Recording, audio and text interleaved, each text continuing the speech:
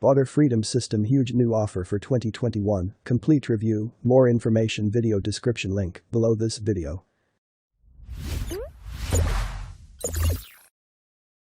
The Water Freedom System will completely change our world. Hi, my name is Chris Burns, and today, in this short video, I'll tell you a life-changing story about how I figured out how to easily create an automated supply of the freshest, high-quality clean water you've ever tasted for pennies on the dollar. I'm talking about a simple invention that can be used by any family around the world to make safe, clean and cool drinking water out of thin air, even in the desert. Over the past year, over 11,000 people have also already successfully used the very same technique to get over tragic milestones, such as hurricanes, snowstorms or floods.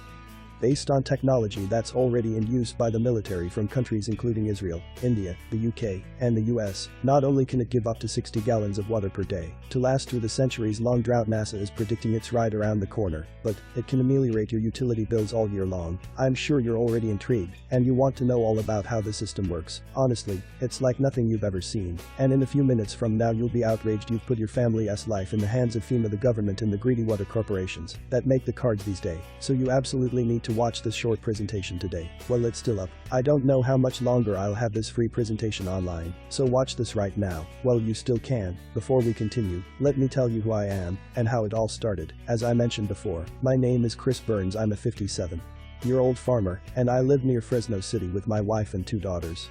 Folks who live here know that water shortages due to droughts in the area are somehow of an issue, and we have been fighting them for years, and we've never liked how our officials are handling the situation by introducing laws that force us to cut our usage, or by raising the prices for something everybody should afford, like having a clean, non-disturbed water supply without restriction. However, we simply settled thinking, that's the economy, or maybe it'll be better next year, month after month struggling not to fall behind on bills. All that until the spring of 2014, May 16th, Wednesday, the absolute worst day of my life. We were entering our 3rd year of drought, a recurring nightmare for those old enough to remember the prolonged dry period of 1987 to 1991, and the disaster of 1976 and 1977, the previous record-setting drought, but this time it was different, without help from the heavens. 2014 will be the last year before my family will begin to go bankrupt. Due to the severe drought, I was forced to leave hundreds of acres unplanted, because there is simply no water for my crops. Moreover, the State Water Project announced for the first time in its 54-year history that it would deliver no water, and we would have to get by with water from other sources, such as the Colorado River, groundwater and the little left in their reservoirs, and I was expecting zero allocation from the federal Central Valley Project, which delivers water to farmers through 500 miles of canals. However, I thought I was prepared. Solar electricity, solar hot water, and we even had our own well. Big mistake. 3 years ago our well totally dried out. I didn't really panic, because I still had a 600 gallons water stockpile that I saved as an emergency reserve to last enough for my family. Well, we dig a new well. A few nights after I submitted our permit application for our new well, I heard some noises coming from my backyard. I took my gun and hurried outside to see what happened, and what I saw made me freeze in my tracks. There were some men loading our water stockpile into their truck. They weren't looking to break into our house, or searching for valuable stuff like gold, money, and electronics. They just wanted our water supply. I was ready to shoot right then and there. Yet before I could even aim my gun, I felt the cold barrel of a rifle pressed upon the back of my head. There was nothing I could do. You can't imagine how I felt not being able to protect my family. And then the next morning when my little Joan came to me and said, "Daddy, I'm thirsty," I immediately burst in tears. It was the most devastating moment of my life. I felt like my world collapsed. I felt powerless, because there was nothing I could do to protect the ones I cared for most. It was the moment I realized I was at the end of my rope. I swore to myself I'd never put my wife and 2 daughters in a similar situation again. I don't want to sound preachy about it, but ask yourself, what happens if the drought continues? What are we going to turn into? Are there going to be killings over a sip of water? Humanity is already on the verge of dehumanization due to hard times that continue to weaken all of us. Listen, the drought so far left unchangeable consequences, and there are no signs that it would get better. Water is rapidly becoming the new oil, and people are starting to look at water much like a new gold rush. The situation has grown so dire that the U.S. Office of the Director of National Intelligence now ranks water scarcity as a major threat to national security alongside terrorism. This means that every year, competition for a clean, copious supply of water for drinking, cooking, bathing, and sustaining life intensifies. Sadly, the competitors include thieves, big corporations, and even our government. Yet, how did we get in this life-threatening situation? The first reason is that most of us take water completely for granted. We tend to think of water only as it's coming out of our tap in the morning, when we're brushing our teeth or washing vegetables or whatever. But, in fact, water is embedded in everything we use and buy and do throughout the day. Your morning shower takes 17 gallons of water, and growing the coffee beans for your cup of joe took upwards of 34 gallons, and it takes 13 gallons of water to generate 1 gallon of gas. Before lunch, you've used up thousands of gallons of water. This water, which often goes largely unseen, is called virtual water. What gets forgotten is that virtual water is as real as the water you drink. There is basically the same amount of fresh water on Earth as there always has been. But while the amount of fresh water on the planet has remained fairly constant over time, the population has exploded, leaving the world's water resources in crisis. And on top of all that, NASA and top universities have solid proof that a disaster super drought is going to hit us hard, a decades-long mega drought that could make entire regions of the country nearly uninhabitable. Just like it did before several times, as history tells us. Now I can hear your BS radar going off, and I'm sure you're already thinking there's no way it could be true. Please, if you have ever lived with this confidence, stop right now. I'll explain why in a moment. History has shown us time and time again that things can go south in the blink of an eye. In the second half of the 13th century, a catastrophic worldwide drought caused the collapse of societies all over the globe. Cities and towns were literally abandoned. Native Americans called the Anasazi suddenly disappeared from their homes at Mesa Verde on the Colorado Plateau during this extreme drought. And here's the bad part. History has a not-so-funny way of repeating itself, and those who cannot remember the past are condemned to repeat it. Thanks to satellites launched by NASA, we can now understand more accurately and measure this developing invisible crisis, revealing how supplies are shrinking rapidly, not just in the US, all over the American continent. Lake Mead, the largest reservoir in the US, is now at the lowest that it has ever been since the Hoover Dam was finished in the 1930s. We're pumping irreplaceable groundwater to counter the drought, but this is just the beginning. Groundwater comes from aquifers, sponge-like gravel and sand-filled underground reservoirs. We rely on this hidden and shrinking water supply to meet our needs, but these aquifers cannot recharge, and once this fossil water is gone, it is gone forever, and then the real crisis begins. Look at Lake Powell, the United States' second largest reservoir, had fallen to dangerously low levels. Just imagine what will happen if the drought keeps getting worse. It will be down for the count, and sadly, there will be no water left to splash on our face to help recover. The entire American continent is already on the ropes. We're turning back into a desert. The Colorado River Basin, which supplies water to 40 million people in 7 states, is losing water at dramatic rates. A shocking 65 cubic kilometers, or roughly the equivalent of 2 full Lake Meads, and it's no longer even reaches the ocean. A recent Kansas State University study said that if farmers in Kansas keep irrigating at present rates, 69% of the Ogallala Aquifer will be gone in a blink, and a major crisis in the years ahead is virtually guaranteed.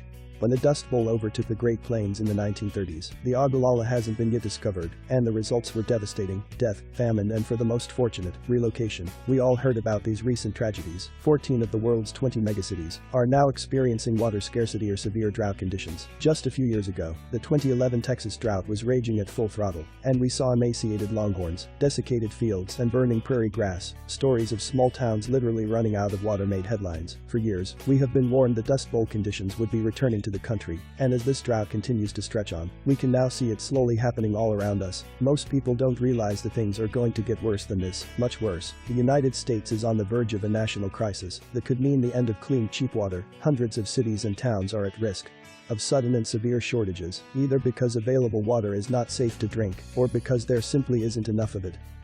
And all these will trigger wars all over the American continent. War and drought are the two words forever associated, and it already happened before. Recent reports of the consequences of droughts in Syria and Somalia indicate that these events have already contributed to armed conflict outbreaks, or sustained conflicts in both countries. During these conflicts, over 290,000 people died. Scientists prove droughts and other severe weather events are increasing the risk of wars breaking out across the world, as 1 in 4 conflicts coincided with climatic calamities. What are we going to do once all the water is gone? Well, I immediately began researching every single alternative I could find.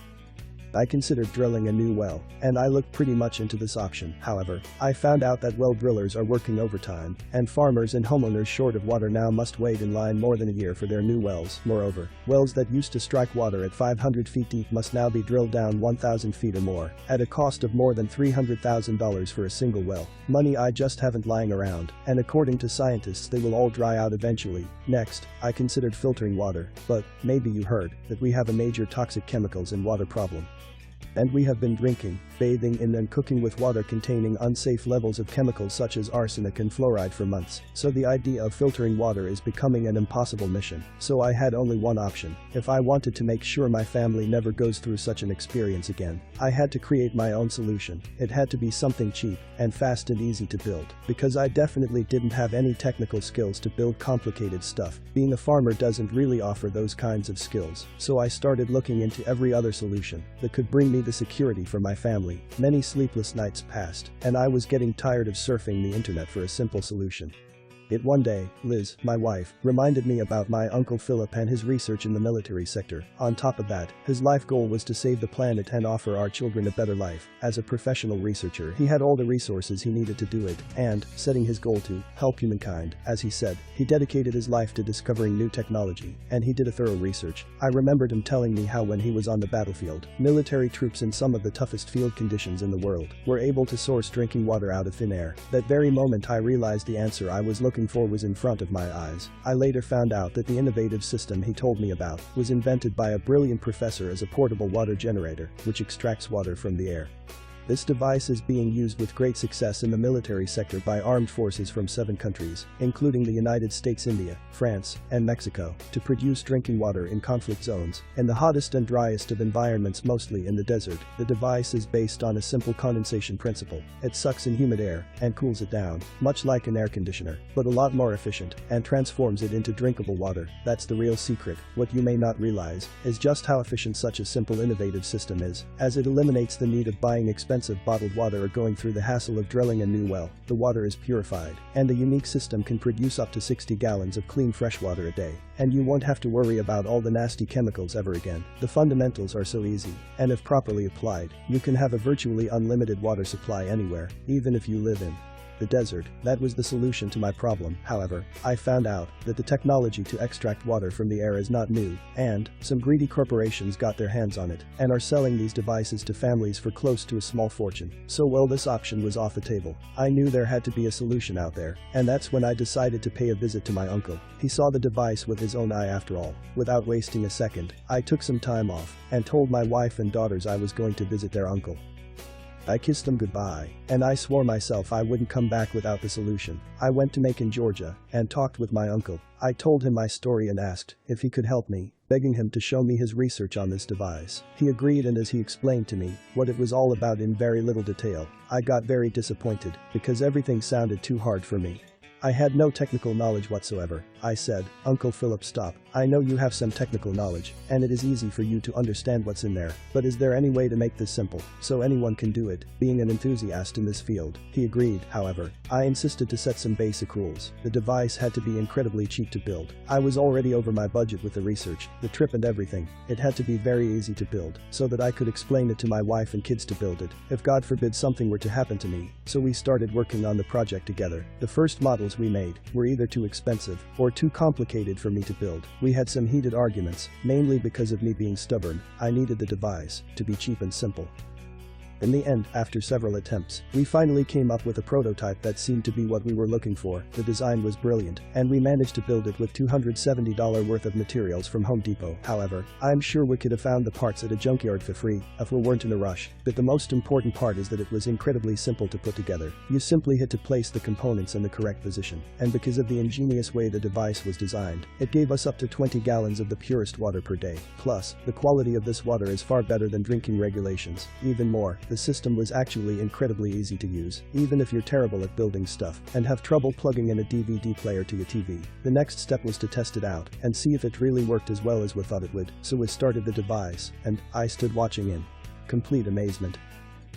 The system reached optimum performance because of the brilliant design Uncle Philip had come up with. It was providing a steady, robust supply of fresh, pure water on demand. I could hardly contain my excitement of what we accomplished, of not just having all the healthy, pure water we could drink, but also the water insurance this would give us should disaster hit. In truth, I almost couldn't believe how simple all of this was. Missing my family, I rushed home with the plans. I started building the device from scratch, following the steps, and using most of the stuff I had lying around in my backyard, and after about 1 hour, I built the device 100% put it to work. It ran perfectly. I mean, with just a few cents per hour to keep it up. Me and my family was having a virtually non-stop supply of fresh water day in and day out. That's probably less than half you pay on your monthly utility bill. All it had taken me was about 1 hour of my time and about $270 in initial costs, and my family was safe and independent. I loved the fact that I was teaching my daughters such a great lesson about not being dependent on the government or any corporations.